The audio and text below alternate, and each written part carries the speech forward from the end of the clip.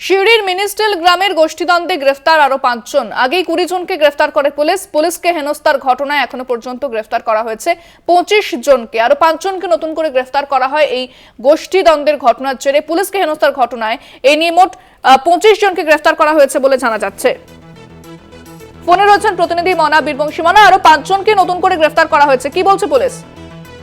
দেখো, মঙ্গলবারের ঘটনার পর বুধবার সকাল থেকে আমরা দেখেছিলাম সিউড়ির যে মিনিস্ট্রিল গ্রাম অর্থাৎ মল্লিকপুর গ্রাম পঞ্চায়েতের অধীনে সেই মিনিস্ট্রিল গ্রামে বিশাল পুলিশ বাহিনী সকাল থেকেই কিন্তু টহল দিয়েছিল এবং প্রতিটি ঘরে কার্যত চিরুনি তল্লাশি অভিযান চালিয়েছিল। এবং দেখো, গতকাল দিন এবং রাতভর অভিযান চালিয়ে পুলিশ যেটা জানাচ্ছে যে আবারও নতুন করে 5 জনকে গ্রেপ্তার করেছে এবং এই 5 জনকে এদিনই সিউড়ি আদালতে তোলা হবে, এমনটাই সিউড়ি থানার পুলিশ সূত্রে আমরা কিন্তু জানতে পারছি।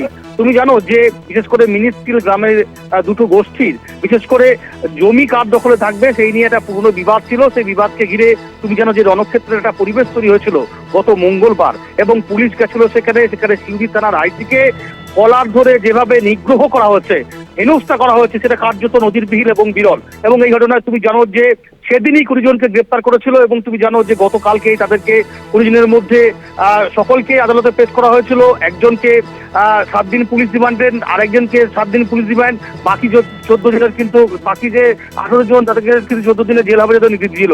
আবারও নতুন করে সিউড়ি থানার পুলিশ তদন্ত প্রক্রিয়া করে অভিযান চালিয়ে আরো 5 জনকে গ্রেপ্তার করা হয়েছে।